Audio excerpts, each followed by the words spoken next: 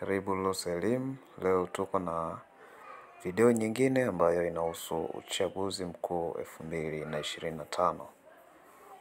Siku ya jana tarehe 28 Juni 2025, Tume Huru ya Taifa ya Uchaguzi INEC imetangaza rasmi nafasi 3 za wasimamizi uchaguzi mkuu 2025.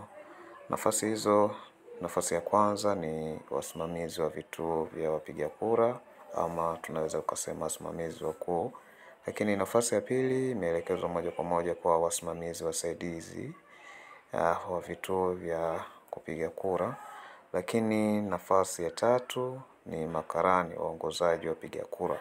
Kwa hizo ndizo nafasi ambazo zimetangazwa siku ya jana tarehe 28, na hivyo waombaji wote wanapaswa kusoma kwa makini tangazo kisha kufanya utaratibu wa kutuma maombi. Sifa ya kwanza ama kipengele A ni sifa za uombaji wa nafasi ya wasimamizi ama wasimamizi wasaidizi. Kwa hiyo sifa ya kwanza ni lazima yule mwombaji awe ni raia wa Tanzania. Hiyo ndio sifa namba 1 kwa wale ambao watatuma maombi ya nafasi ya kwanza pamoja na nafasi ya pili, ambayo nafasi ya kwanza ni msimamizi mkuu na nafasi ya pili ni msaidizi wake. Kwa hiyo nafasi hizi utapaswa kuwa ni Mtanzania, ndio sifa namba 1. Lakini sifa ya pili ya mwombaji awe ametimiza umri wa miaka 18 na kuendelea, ndipo atakuwa na sifa ya kutuma maombi ama ya kuomba nafasi hiyo. Sifa ya tatu kipengele A inasema kwamba asiwe kiongozi wa chama cha siasa. Lakini sifa ya 4 awe mwadilifu, mtiifu na mwenye akili timamu. Sifa ya 5 kipengele cha kwanza nasema kwamba awe amehitimu elimu ya kidato cha 4 au zaidi na anajua kusoma na kuandika katika lugha ya Kiswahili au Kiingereza.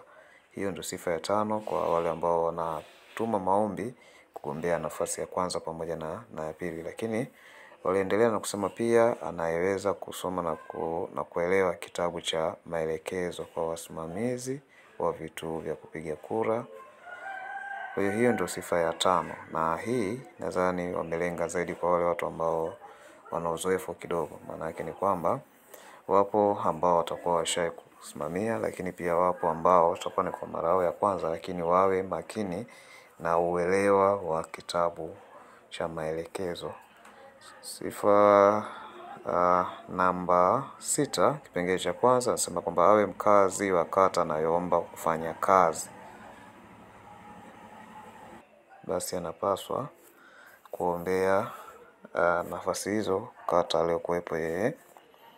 Baada hapo kipengele B ni kwa makarani. Kwa hiyo sifa kwa waombaji wote wanaomba nafasi ya karani, sifa ya kwanza inafanana na sifa ya kwanza kwa upande wa wasimamizi wakuu na wasaidizi. Kwa hiyo awe raia wa Tanzania, pia awe ametimiza ama umri zaidi ya miaka 18, asiwe kiongozi wa chama cha siasa, awe mwadilifu, mtiifu na mwenye akili timamu, awe amehitimu elimu ya kidato cha 4 ama zaidi na anayejua kusoma kama tulivyoona upande wa kipengele cha kwanza, sifa za uombaji wa wasimamizi wakuu na wasaidizi. Sasa kipengele C inazungumzia posho ama malipo.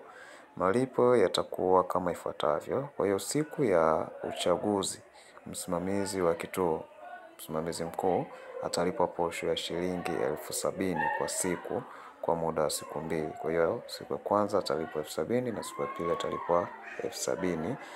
Lakini posho ya chakula atapewa 20,000 na nauli umesema kwamba atalipwa 20,000 kwa siku moja. Kwa hiyo ndicho kilichoelezwa kwa usimamizi mkuu na kile ambacho atapata. Lakini pia msaidizi wa msimamizi mkuu yeye atalipwa posho ya shilingi 65,000 kwa siku kwa muda wa siku 2. Kwa hiyo siku ya kwanza atapewa 65,000 na siku ya pili atapewa 65,000. Na pia atapewa pesa ya chakula, maposho ya chakula shilingi 20,000 kwa siku moja, na atapewa na nauli 20,000. Kwa karani mwongozaji wapiga kura atapewa posho ya shilingi 65,000 kwa siku moja na posho ya chakula shilingi 20,000. Kwa hiyo kwa karani watapewa 65,000 lakini kwa siku, na posho ya chakula ya shilingi 20,000. Akasema pia wakati wa mafunzo, sasa wakati wanapewa semina ile ya mafunzo ya uendeshaji wa zoezi zima siku ya uchaguzi, sema kwamba wakati wa mafunzo watendaji wote watalipwa posho ya kiasi cha shilingi 50,000 kwa siku na nauli ya shilingi 20,000 kwa siku ya mafunzo. Kwa hiyo siku ya mafunzo basi watapewa kiasi hicho. Kwa hiyo kama ikitokea labda target mafunzo labda ni siku 3, basi kwa siku utapewa hiyo. Kama ni siku 1 basi utapewa hiyo. Masharti ya jumla. Hapa ni sehemu muhimu sana kuzingatia wakati unatuma maombi, basi unapaswa kujua masharti ya kile ambacho unakiomba. Sasa sharti ya kwanza amesema kwamba mwombaji lazima aainishe kata na nafasi anayoomba. Kwa hiyo ukiwa unatuma maombi basi ueleze ni nafasi gani ambayo wewe unaomba. Mwombaji awe tayari kufanya kazi katika kituo chochote atakachopangiwa. Kwa hiyo ndani ya kata ambayo unaomba basi unaweza kupangiwa kituo chochote. Kwa hiyo unapaswa kuwa tayari kwa hilo ndipo uweze kuomba nafasi moja hapo kati ya hizo nafasi 3. Pia mwombaji ambatanishe nakala za vyeti vya elimu ya sekondari na taaluma ikiwamo kama ikiwa navyo. Kwa hiyo kwa wewe ulioishia labda ni form 4 basi utaweka nakala ya cheti chako cha form 4. Kwa yule mwenye elimu ya juu basi pia ataweka. Lakini pia wasifu CV utakiwa uweke pia CV makala yake, na ikionyesha anwani ya makazi, namba za simu za kuaminika pamoja na majina ya wadhamini wako wawili na namba zao za NIDA. Kwa hiyo wakati unaandaa CV basi utazingatia namba za NIDA pamoja na majina ya wadhamini wako wawili. Lakini pia usisahau namba zako za simu ambazo zinaaminika na ambazo zinapatikana muda wote, na anwani yako ya makazi. Na pia unapaswa kuwa na picha 2 za ukubwa sawa ambapo tunasema ni passport size hizo, na picha iliyomo kwenye pass ya kusafiria ambapo tunasema ni passport size za hivi karibuni. Kwa hiyo usije ukachukua passport size ambazo ni za miaka 2-3 nyuma. Kwa hiyo ni vizuri kuweka passport size ya hivi karibuni. Na pia anasema kwamba mwombaji barua ya utambulisho anapaswa kuwa nayo, ambayo anaweza akaipata kutoka kwa mtendaji wa serikali ya mtaa ama kijiji katika eneo analoishi. Kwa hiyo hakikisha kwamba unakuwa na barua ya utambulisho. Mwombaji ambaye ni mtumishi, kwa wale ambao tayari wameshakwisha ajiriwa, nasema kwamba anatakiwa apitishe barua yake kwa mwajiri wake. Chukulia mfano ni mwalimu, basi utapitisha barua yako kwa mwalimu mkuu. Na kipengele anasema namna ya kutuma maombi sasa na kuandika barua. Kwa hiyo wakati unaandika barua ili kuweza kutuma maombi, kwa sababu maombi yote yataelekezwa ama yatapokelewa katika ofisi za wasaidizi wa uchaguzi ngazi ya kata ama kwa watendaji, ndipo ambapo maombi yote yatapokelewa pale ili kurahisisha zoezi la kutuma maombi. Kwa hiyo baada ya hapo maombi yatapelekwa kwa ngazi za juu. Kwa hiyo nini ambacho napaswa kufanya? Akisema kwamba wakati unaandika barua yako ili kuweza kutuma maombi, amesema kwamba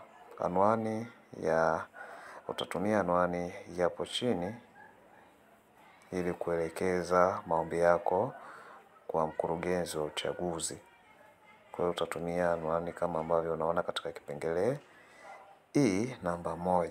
Pia akasema barua zote za maombi ziandikwe nyuma ya bahasha. Maana yake nyuma ya bahasha unapofungasha barua yako katika bahasha, ile barua ya maombi, basi nyuma ya bahasha uandike nafasi ambayo umeomba, ili kufanya iwe rahisi kwa watendaji kuzikusanya tofauti kwa wale waliomba karani, waliomba nafasi ya kwanza na wale waliomba nafasi ya pili.